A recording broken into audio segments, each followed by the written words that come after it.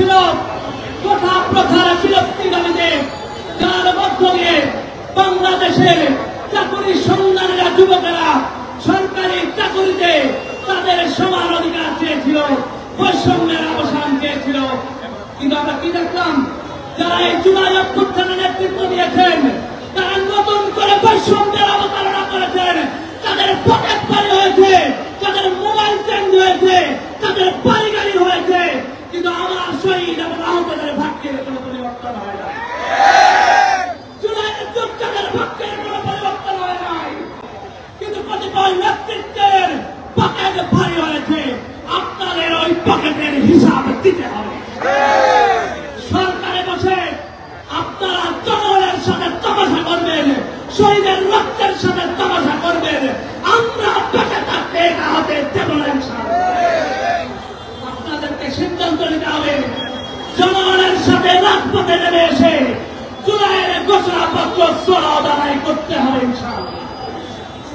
সরকারকে বলতে চাই, আপনারা জুলাইয়ের ঘোষণাপত্র সনদ দিতে পারবেন কি পারবেন না সেটা স্পষ্ট করে জানান। কোথায় সমস্যা হচ্ছে সেটা জানান। যদি না দিতে পারেন, আমরা আছি। আমরা যারা জুলাই জীবন দিতে প্রস্তুত ছিলাম, সারা বাংলাদেশের 20 কোটি মানুষ জুলাইয়ের ঘোষণাপত্র এবং সনদ জারি করবেন ইনশাআল্লাহ। আপনারা প্রস্তুত আছেন? প্রস্তুত আছেন? আমরা স্লোগান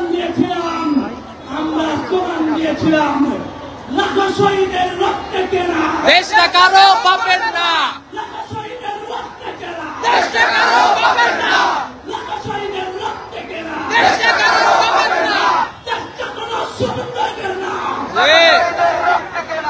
দেশটা কোনো সমন্বয়কের না, লাখো শহীদের রক্তে কেনা, লাখো শহীদের রক্তে কেনা, দেশটা কারো পাবেন না, লাখো শহীদের রক্তে কেনা, দেশটা কারো পাবেন না, দিল্লি না ঢাকা, ঢাকা ঢাকা দিল্লি না ঢাকা, ঢাকা ঢাকা, আপোষটা সংগ্রাম, সংগ্রাম সংগ্রাম, আমাদের সংগ্রাম চলবে।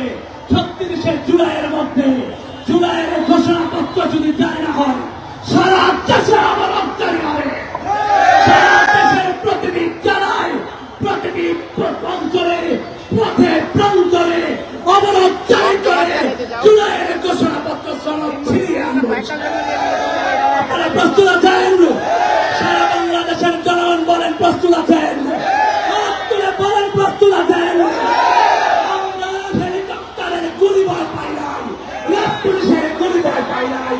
কোন হুমকি নামকি, কোন আওয়ামী লীগের হুমকি নামকি, কোন সরকারের দুর্নীতি আমাদেরকে দমায় রাখতে পারবে না। জুলাইয়ের ঘোষণাপত্র আমরা আদায় করে ছাড়বো ইনশাআল্লাহ। এই সমাবেশে আপনারা সারা দেশ থেকে যুক্ত হয়েছেন, এজন্য আপনাদেরকে ধন্যবাদ জানাই।